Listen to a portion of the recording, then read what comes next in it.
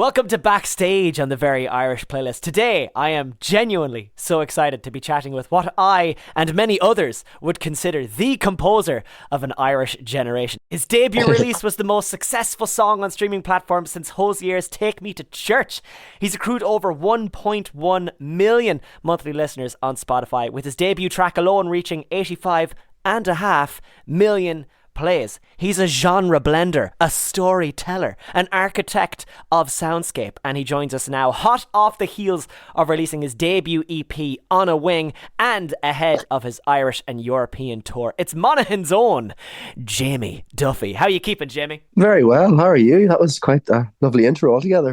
I'm very well. Thanks for having me on. I appreciate it. The theme is that we're backstage, and like I just mentioned, the rider, which, as you may know, is the request that you give to production to have anything that you'd like backstage, be it drink, food, a massage chair, whatever. Well, it's Jamie Duffy, so they're pulling out all the stops. There's no budget limit, Jamie. The world is your oyster. What would be the three things that you would request on your rider? Okay, very good question. So the first one is pretty important. It's a packet of paracetamol, because that's the worst thing when you're backstage and you've got a bit of a headache or something and you're just not feeling yourself. And then probably different to lots of other artists, a glass bottle of Coke. I just think there's something really nice backstage. Like I just love it. So I just asked for a glass bottle. It's a bold choice. You're right. Not many would go for it. So we're going out on a limb here. I'm very excited. What would the third thing be then? A toothbrush and some toothpaste, if I'm allowed sort of to blend the two of them together. The amount of times I've sort of forgotten toothbrushes, and there's nothing worse meeting loads of people and not having freshly clean teeth. Do you know, that's such an honest answer. We've done this for a little while now, and there's never been drugs on the rider, but I love how there's two now. There's tooth care and painkillers here, and a bit of bottle of Coke to wash it all down. Well, sure, this is it. They all complement each other great, I think. Yeah, it's true. Yeah, paracetamol to wash it, and then to look after your teeth. You're a bit of a genius. You're kind of... You're cancelling out any negatives that you get. I respect it. Let's start at the beginning, if you don't mind, Jamie, because all of this had to come from somewhere. We mentioned at the start that you genre blend, and that's primarily between what you describe as neoclassical and neo-traditional. Were these big playing parts in your life growing up? And another question I wanted to ask was it always on the piano? Yeah, no, great question. So I've grown up in a very, very musical family, and which has aided that sort of blending that you talked about. Like my grandfather, he was in show bands, and like such a big influence. He is really just into music in a very eclectic sense. Whether it's country music or this sort of Greek traditional music. I've grown up around him, listening to these really different genres, and like just playing them throughout his house, and which he still does. And then myself, mix that with a bit of a piano education, doing the grades and stuff like that, giving me the ability and teaching me how to actually make my own music. So when I had that and the influences that I had listened to together, I was a bit of an exciting time getting to then go off and make my own sort of music. And it was never always just on the piano, predominantly actually on the tin whistle. That was and it still is probably my favourite instrument to play. Very cool. And I saw this fantastic piece on you online where it was only 5 or 6 years ago. You were working as a pianist in Castle Leslie in your hometown in County Monaghan. And I had seen that you were carrying on a musical tradition from your grandmother. Is that right? Yeah, honestly, I was working there up to about 3 years ago. But if anybody knows Glasslough, it's a very small, quaint little village. And we have this big, beautiful estate, Castle Leslie. So everybody sort of works in it at a certain point in their life when you're from here.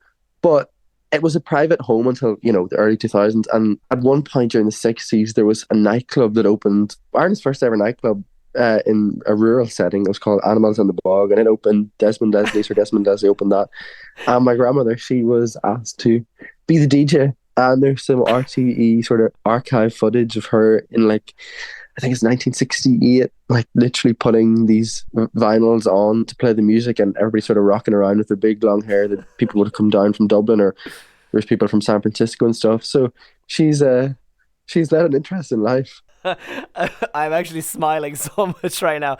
That story is so magical and so many entries. And the name Animals in the Bog? What? No. Annabelle's in the bog, but animals All in the right. bog needs to happen.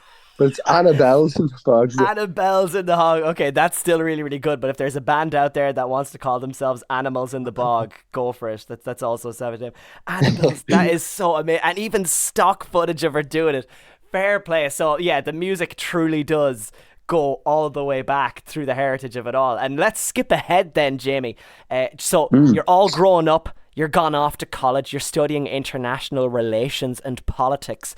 But before things Yes. changed for you, on February 4th, 2022, you had this song in your head and at the tips of your fingers called Solace. How did this song come to be, and how long was it rolling around in your head for? To be honest now, this is always a really interesting question. I'll walk you through it. I was living in student accommodation in Belfast city centre, just really beside City Hall, and I decided not to go out one night. I was kind of feeling sick. As I am now, I'm just home from EP and I'm not feeling too great. But so I was sort of sitting in bed, and I had brought a keyboard up to Belfast. I said, Jesus, I'll just take a keyboard up. And I just had thought, geez, I haven't actually posted anything in a while. And because, I liked at that point just casually throw bits of music up, but it was usually tin whistle, never piano. So I sort of walked over to the piano, and I wasn't going to, but I did. And I sort of sat down and said, geez, I'll just make something up here. And it honestly was just casual. And I sat there and I played the sort of beginnings of the song, or what the song then became, and didn't think much of it. Thought that was a nice enough tune, but didn't think much of it. And the next morning, everything sort of went and ran away with itself. And the song then I sat down and worked with it and completed it in a very more serious manner than I had created it. I'm nearly excited now because, as you say, you're under the weather from after EP, so I can only wait for Solace Point 2 to come now. But that is so magical. What would have been if it turns out you were well enough and you went out to party that night? It wouldn't be here. So finally, on February 4th, 2022, it rocks around. You release Solace to the acclaim of massive success very shortly thereafter. And overnight, as you kind of said yourself, your life seemed to just flip upside down. It changed. And I don't think I'd be called crazy to say there's a lot of musicians, artists, and creators in the world who dream of that exact scenario happening. So for you and for everybody who ever wanted to experience it, what was that moment like when it became your reality? It was really insane. And I was kind of oblivious to it in a way as well. I had never anticipated being a recording artist or releasing my own music ever. And I had my Spotify for Artists app. I could see these streams coming in every week and going and doing crazy numbers.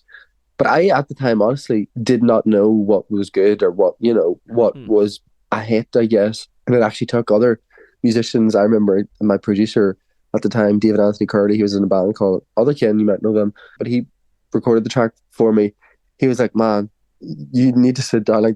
Those are crazy numbers. And literally at that point, I was like, oh, wow, this is kind of insane, especially because I'd done no promo, I'd done no radio interviews, I'd done nothing at all. It was all sort of organic, which is lovely, but kind of sort of blinded in the lights of it, I guess.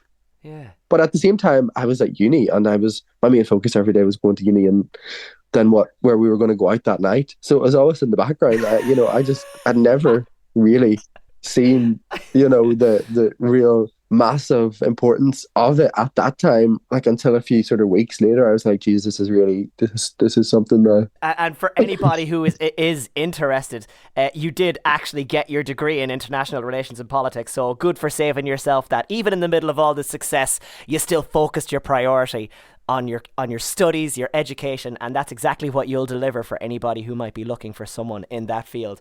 But after this, you continue to release more beautiful songs like Into the West, Railta, Eerie alongside Peter Sandberg. Then only 2 weeks ago, we were blessed. You released your debut EP, On a Wing, and I'd like to paint a scene for you. Flashback to me making my porridge this morning, and you would have thought it was going to be just one of those really uninspiring mornings. I had no berries in the house, no bananas, yogurt, granola, nothing. It was a famine in the house. But fortunately, I was listening to your EP in the background, instant life improver. Even though all I had was honey in that porridge, I swear it was the most flavoursome experience and journey to ever go on. So you're an addition to any meal. Truly a feast. The opening track, Taurus, actually sounds so good in my soul. It feels like I've heard it before. And a very familiar voice joins the album named track On a Wing in the fourth track at the very end. So I want to ask, what was this process like for you making this EP? I mean, it's sort of the four tunes all sort of came together quite naturally. I recorded it between Iceland and London, and this was produced. Executive producer on this is a really fabulous guy called Atlior Varson, and he really helped me get out of my comfort zone with this. And he's one of the biggest film composers in the world. So the fact that he wanted to work with me, first of all, was insane. He owns a studio up in Iceland, so as I said, between London and Iceland, I sort of sat down and I got these tracks, recorded on the piano, and then building the strings around that and creating, as you said, sort of soundscape. And they're four very different tracks, and I was kind of worried about that at the start, but like, I'm very much, not into putting a box around myself. And this sort of felt like here's me, here's what I can do sort of in just for 4 songs EP. And they're 4 very different tracks. And I'm really happy with how they turned out. And as you should be, because I think it's so interesting how you say they're so different. And yet they're like chapters in a book. Like they're different, but they complement each other. It's so fascinating how you can just blend these sounds together, and it's so addictive. Like honestly, when you kind of finish one track, you want to see what else Jamie Duffy has done, and you end up just going down this, and then you start it all again. And like there's even more fantastic things on the horizon, because the tour, it looms on the horizon like Christmas for so many avid fans. It can't come quick enough. You'll be all over the country and abroad, from Cavan and Cork to Utrecht and Paris.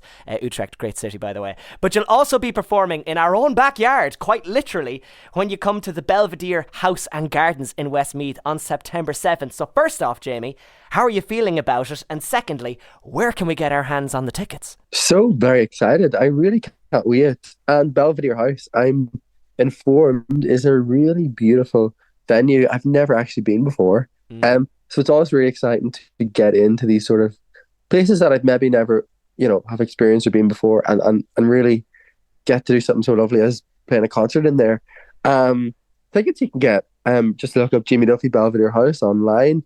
In my bio on social media, they're all there. It's one of the first shows on the tour, which is exciting. And I really just can't wait. I'm being joined by a lovely cellist called Alan Godley, and hopefully it's going to be a nice and magical show with a few surprises. I have no doubt. I think it's going to be fantastic. And actually, I had seen as well, it's interesting that you have Utrecht in the Netherlands on your schedule, because you reached number 1 in the classical chart over there. Would that be right? Yeah, which is gas altogether. So I've never been to Utrecht either. So I mean, gotta go where the music's being played, and I'm really excited. Yeah, amen, brother. There's no better reason to go than, hey, they love your music. Savage, I've never been. Let's just make it happen. It'll be great crack. Well, sure, Jamie, this is it. This has been an absolute pleasure, my man. You've been a delight to chat to. You're such a natural, and I love that not only does it seem like your career has happened so naturally, but that seems to mesh with you as a personality as well. Just even being able to talk to you for the last 15 minutes, it seems like, yeah, you just have this like very organic feel about you. And I think the sky is only the limit. Like it's not a limit for you. I think there's going to be even more on the horizon. I would freaking love to see you live. So hopefully I'll be able to catch you. But as we say, find Jamie Duffy. Where can we find you across social media, Jamie? Jamie Duffy with 2 Y's at the end on all social media. So not too hard. Yeah, don't forget that second Y, folks. Let's get over there. Let's get some tickets. Go see him at Belvedere House and Gardens this September. Jamie, it's been an absolute pleasure. Thank you so much for taking the time to talk to us. Gurmila Magadakar.